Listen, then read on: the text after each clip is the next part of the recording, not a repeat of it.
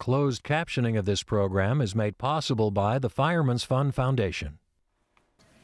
As the new year begins, Jerry Brown makes history by becoming the oldest governor sworn into office after serving as the youngest governor in state history.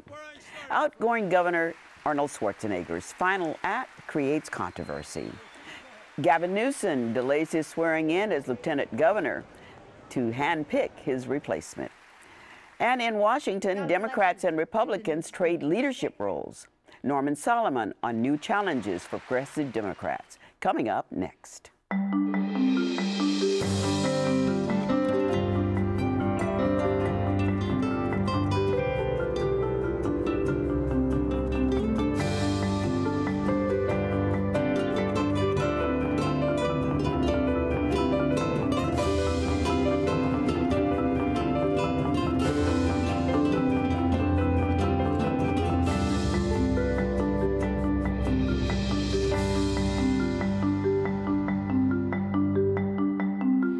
Good evening and welcome to This Week in Northern California. I'm Belva Davis. Tonight we focus on politics in the new year.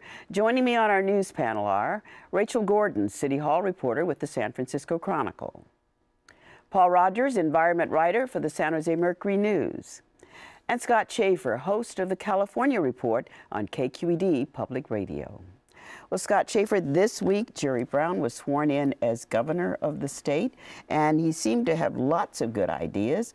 What direction do you think he's going to take the state? A very different direction than Arnold Schwarzenegger, both in terms of style and tone and substance, and that became very clear. You know, Arnold was the big Hollywood action star with the big entourage and the Klieg lights.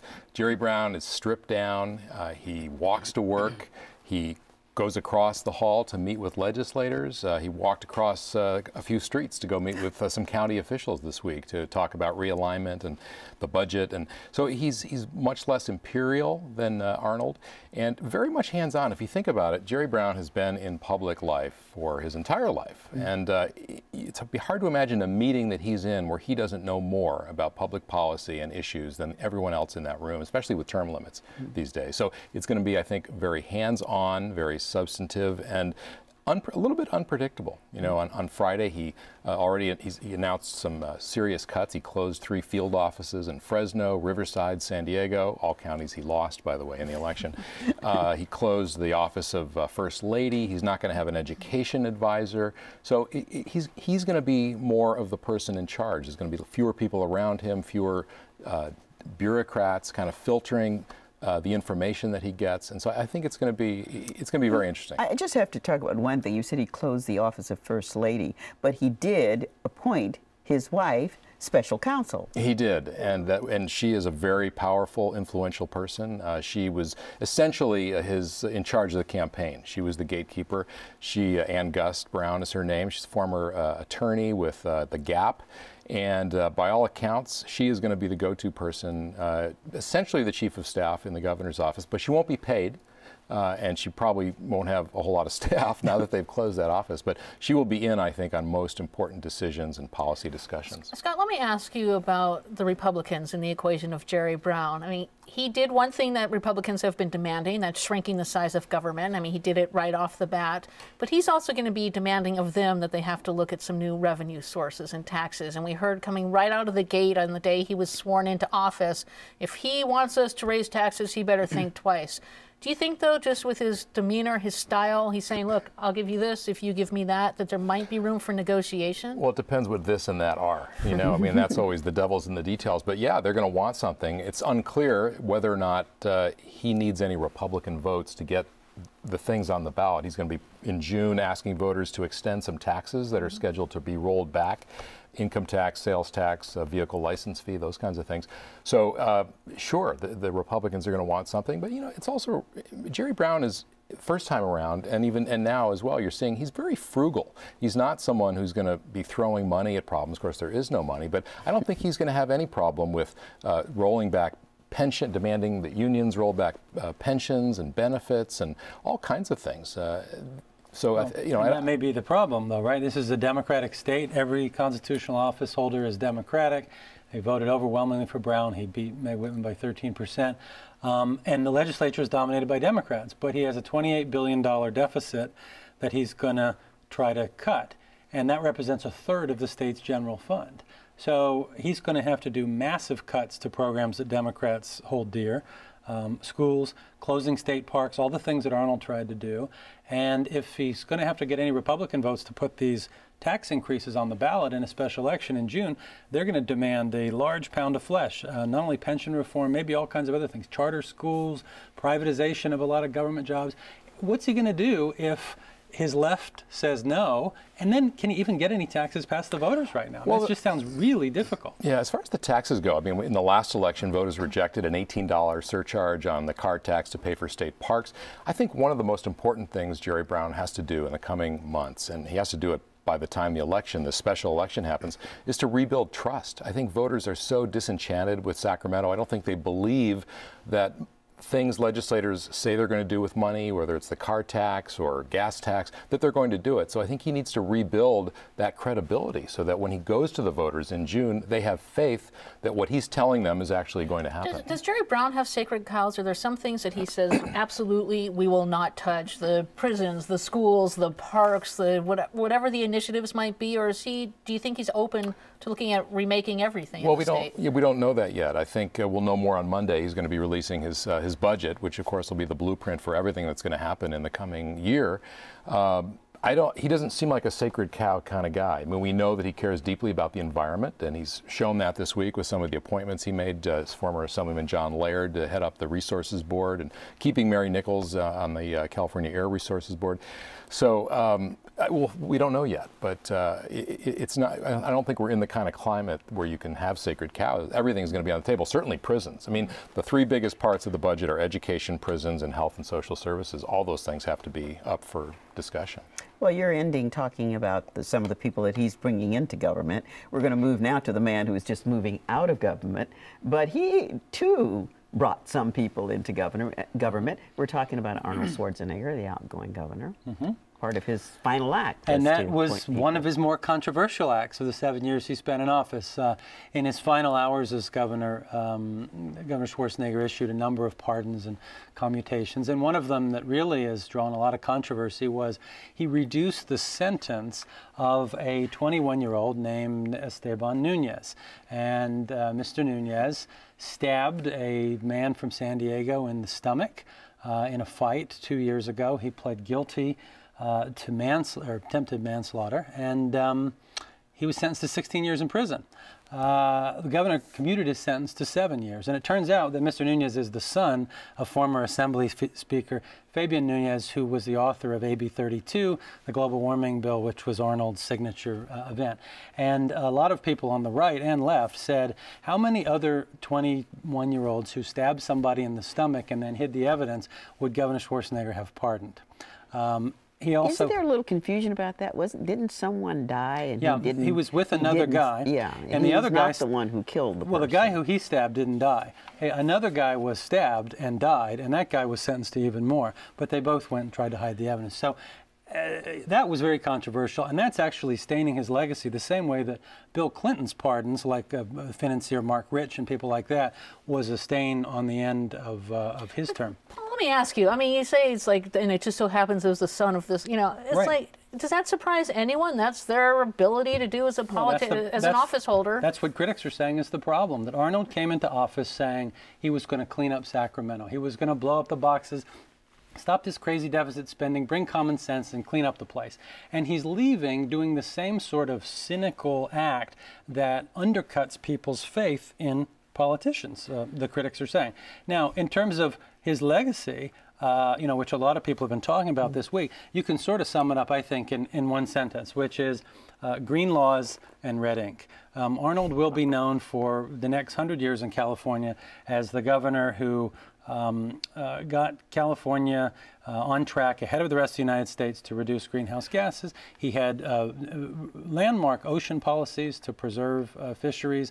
He did the Million Solar Roofs initiative, you know, which has expanded solar all over the place by offering people to pay a third of the cost of solar. A lot of things like that, but he never could fix the budget. I would add to that political reform, and it's yet to be seen how that plays out, but he pushed very hard for the open primaries, which he says and others who support the open primaries will lead to more moderate candidates and members of the legislature. And then the Citizens Commission. Redistricting. I mean, he really pushed for that, and they're about to begin their work drawing now the congressional lines have been added to that as well as the state legislative line. So, you know, that's something that is yet to play out, but I think he can either take credit or maybe blame depending on how it works out. Well, and in a lot of ways, if you think about it, he was positioned as the perfect California politician. He was somebody who came in, at least at the beginning, without a lot of allegiance to Sacramento, without a lot of you know, history up there. He came in as an outsider.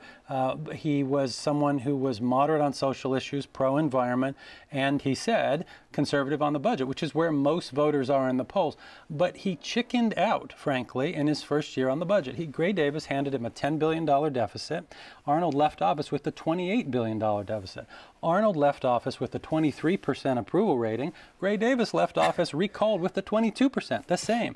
And the question is, why didn't Arnold, that historians will ask, why didn't Arnold fix the budget in the first year? He had a higher approval rating in his first year than Ronald Reagan and Pat Brown when they were governors at any time in their term. He did not use that political capital. The Democrats were afraid of him. They gave him what he wanted at first. They gave him workman's comp reform. He took away driver's licenses for illegal immigrants that Davis had given.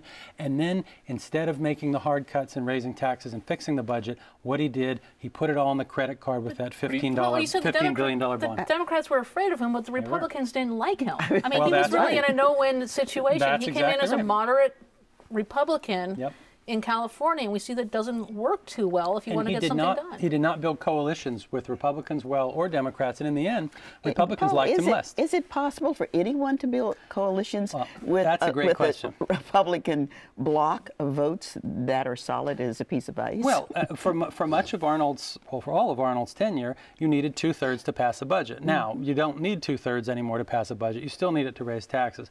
So one thing that you could say about Schwarzenegger's tenure is that he basically tried everything. As one commentator, Joe Matthews, had said, he was a heroic failure. That he raised taxes in 2009, he lowered taxes. He raised spending, he lowered spending. He tried everything, and in the end, his legacy might be that he proved that Sacramento is broken. You know, one thing he did do is he appointed an awful lot of Democrats to positions, including judges. I mean, half as many as Republicans. And the same number. They split 50-50. He did, and you know, and you're talking about the difference with Jerry Brown, who all of his appointments so far, at least, have been Democrats. But well, it does beg the question: what did all that bipartisanship get him? In the end, if you don't have any friends on either side, then you're at 23%. Well, in San Francisco, they don't wear labels, but it has been very difficult for the ruling class to get along in the city, down to the fact that the appointment of an interim mayor has had great drama. It has been not just great drama, but fun drama as well, Belva. But it looks like on late Friday that they're closer to getting an interim mayor in San Francisco. Now, Mayor Gavin Newsom was elected lieutenant governor in November. He was supposed to be sworn in this past Monday. He said, I'm not going to do it. I'm going to delay my swearing in until the new Board of Supervisors with 4 new members out of 11, a little more moderate than the current board, is in place. They're sworn in Saturday. He wants them to pick the interim mayor, not the current board. But the current board went, you know what, we're going to try to do it anyway. And on Friday, they voted 10-1 to appoint City Administrator Ed Lee. Now, if Ed Lee gets this final vote on Tuesday, when the new board will be voting on it, he's going to be the first Chinese-American mayor in San Francisco, historic, as we've just seen in Oakland with Jean Quan. Now, earlier in the week, it was a huge fight. Who was going to get the board's endorsement on this? It came down to Sheriff Michael Hennessy and then City Administrator Ed Lee. Now, Hennessy kind of had the more left in San Francisco support, the progressive bloc. Ed Lee had Gavin Newsom, former Mayor Willie Brown, and the moderate bloc on the board. He had their support, but we can't ignore who Ed Lee is. He was a civil rights attorney before he came into city government about 21 years ago. Progressives saw this as a great opportunity to put someone in there who was progressive, someone who could possibly win in November. And I just wonder, how did they didn't acquit themselves particularly well. There was a lot of name calling, and Chris Daly in particular kind of stormed out of the board meeting and threatening people. And I just wondered, does that have any long-lasting impact on voters in the sense that they got a chance to see how progressives would perhaps govern if they had more responsibility? Or is that just an isolated thing? No, I mean, there's a tremendous amount of infighting in progressives. A lot of them want to vie to be the kingmaker, the top person in office. They haven't been able to settle on one. We saw it when Gavin Newsom ran for mayor for his second term. The progressives couldn't really rally around one candidate to challenge him. Matt Gonzalez, 4 years before that, came in at the last minute to challenge Gavin Newsom. The board has been split with a slight progressive majority. We might see that shift a little bit. Board of Supervisors President David Chu, not to get too insider in this, he came in as a progressive in city government, and now he seems that he might be going a little bit more towards the center. And his vote for Ed Lee this week showed that he's willing to say to his progressive brethren, you know what, I'm willing to at least look the other way. To what extent do you think you can give Newsom credit or blame for bringing city politics more to the middle? I mean, he ran as more of a moderate himself. He's done some things that are also, made liberals happy. But, do you think that how much of it is because of the influence he's had? Well, it's been some, but you have to look that in San Francisco in the last 19 years, there's actually been moderate mayors, starting with Frank Jordan, the former police chief, who was probably the most conservative of the moderates, and then 8 years of Willie Brown. And anywhere else in the country would go, are you joking, saying that Willie Brown's a moderate? But he's very pro-development, pro-business in San Francisco. And then Gavin Newsom coming in that way, you get to say, are you crazy? He's pro-gay marriage, universal health care. He wants to do tide power. You can go down the list. What are you talking about? So I don't think it was just Gavin Newsom to do that. I think for a citywide office that San Franciscans have said, at least for the past almost 2 decades, we kind of want a moderate in that seat. Board of Supervisors, have your way, do what you want. We're going to get back to the mayor, but we should talk about Kamala Harris, who made history too this week. So Kamala Harris was the district attorney of San Francisco, who was just sworn in as the state's attorney general, the first Southeast Asian, African-American woman in that job. The question is, good for her. We know that she's going to be the new state AG, but who's going to replace her in San Francisco? The clock's ticking on that one. Gavin Newsom says he wants to make the pick. The mayor gets to do that. He still is mayor of San Francisco.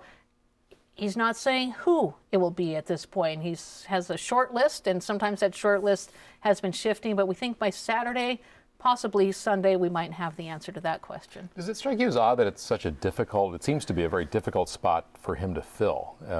It's a prominent job. You could certainly, as Kamala Harris did, parlay it into something else, run for mayor, whatever. And yet David Chu said he didn't want the job. There was a lot of talk about him maybe moving over there. But what do you make of that? Well, I think there are a couple of things. The job is actually going to be before voters like the mayor for a 4-year term in November. So they have to weigh, do you want a placeholder? Like Newsom was insistent to have a, quote, placeholder in place for the mayor's job, saying, I want to put someone in there who's not going to run in November. He might be looking for a similar thing in November for the district attorney's position as well. I think there are so many people who want that job. What political capital could he gain by picking one over another? And just a few words as we close about Ed Lee. What kind of guy is he? He's a fix-it man in San Francisco a lot of ways. What's a city administrator? Well, let's just go a little bit. He's been the city purchaser over his career. He's been head of the whistleblower program, civil rights attorney, head of public works, fills potholes. He's a person that a lot of people send this stuff to. He doesn't like making a lot of controversy, but he's known to kind of reach out across all factions of San Francisco and say, okay, here's a problem. Let's see what we can get to solve it. Well, my thanks to all of you. All of the stories interesting. Thank you so much for sharing your insight with us tonight. Well, in a moment, a discussion with Norman Solomon on the future of the progressive movement and the new Congress in Washington.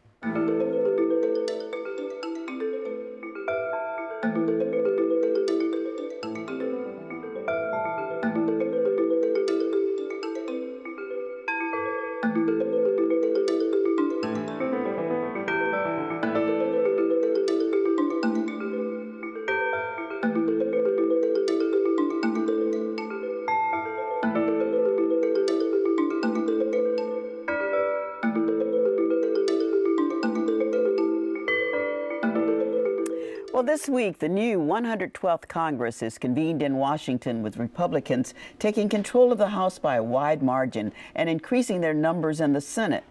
Journalist and activist Norman Solomon joins me now for a look at the future of the progressive Democrats. Welcome, Norman. Thanks, Bella. And I think right off the top, we ought to separate the progressives in San Francisco from the progressives that you're addressing. Now, you are, what is your organization? You are the Progressive Democrats of America is your organization, right? Right, and as we know from the voting patterns and who's elected, particularly to the congressional delegation from the Bay Area, a lot of progressives who answer to that term, or left or liberal, are in the Bay Area, and I think it's been a pretty tough 2 years. I would call it cascading disappointment. We don't know when we're going to hit bottom, but we may not have yet. So what is it that you are most disappointed about, or who is it you're most disappointed with? Let us count the ways. The Obama administration, I should say, I was an elected Obama delegate from the 6th Congressional District in the North Bay, Marin and Sonoma County, has continued and escalated the war in Afghanistan. Obama promised to help Main Street as much as Wall Street. He, as Cornel West, another former enthusiast for Obama, pointed out, the White House has turned its back on poor people, helped Wall Street very much, not really dealt with foreclosures, made conscious choices, as Paul Krugman, Joseph Stiglitz, many other economists have pointed out, to not fight unemployment with any near the vigor that the administration has expended to help big business. Just in the last couple days here again, emblematic of this administration, unfortunately, bring in a new chief of staff who, hey, he was a $5 million a year top executive for J.P. Morgan Chase. And I was thinking about that. I've got a neighbor who just had her and her husband's house foreclosed on by J.P. Morgan Chase. So there's something about this administration that keeps moving more and more in a corporate direction, leaving many progressives increasingly unhappy. Yet the business communities say they've gotten a cold shoulder from the Obama voracious, administration. Always want a bigger hug, more of an embrace. It's always compared to what? And the reality is that the Republicans in Congress, last term and this, are like a brick wall. And the Obama administration has continued to try to split the difference, accommodate, ameliorate the differences. I think it's very clear that the policies, and this has been true since the midterms as well, have moved more and more in a corporate direction. And that leaves the open question for progressives. Obviously, on the one hand, when November comes along, we want to stop right-wing Republicans, so we're going to vote Democrat. But how do we achieve the two overarching goals that progressives have, which are first, to fight the right wing, and second, to implement at the policy level progressive prescriptions for the future? And ironically, although they're supposed to be so savvy in the Oval Office and at the White House, they failed on both counts. They have empowered rather than blocked the right wing with this sort of ameliorating, moderating policy out of the White House, and failed to implement the kind of progressive policies like a Green New Deal that were within the grasp of this administration. This president has squandered his political capital, and we are paying the consequences with education, housing, lack of green transportation. We're in big trouble as more than $2 billion a day is still being spent on the U.S. military. Yeah. Well, the Republican Party is one of them at one of its most organized points in its history, that they seem to be able to really control the vote of their representatives, and now they're in the big majority in the Congress. Who or how do you break that? Well, you have to have a political will and desire. You know, I've spoken to everything from Democratic clubs to the Rotary to the Sierra Club in the North Bay over the last couple of years, and increasingly I hear, were we bamboozled by this guy, Obama? What does he believe in? What is he willing to fight for? And that, I think, comes down again and again. What is this administration willing to fight for?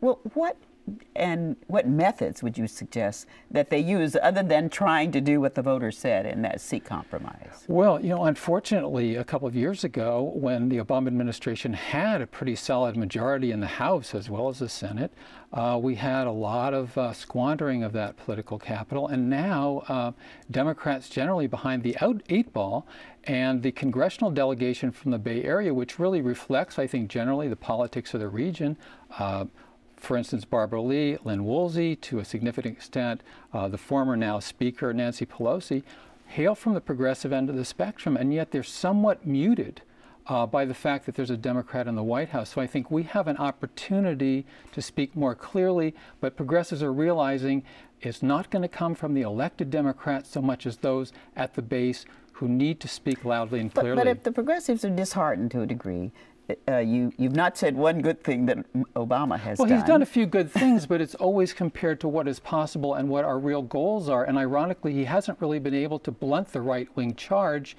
in the way that a stronger president would be able to do if he had been willing and able to have a kind of public works jobs program, for instance, to bring the unemployment down. Yet we have a Republican majority.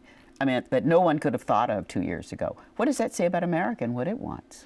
Well, I think a lot of the swing votes are going to deal with the realities of the economy. And when you don't have an opening and momentum for progressive populism to respond to this rule from Wall Street and corporate profits, which are at record high, then the only avenue left, unfortunately, is right-wing, xenophobic, blame the immigrant sort of Tea Party pseudo-populism that unfortunately is now at the ascendancy at the electoral level.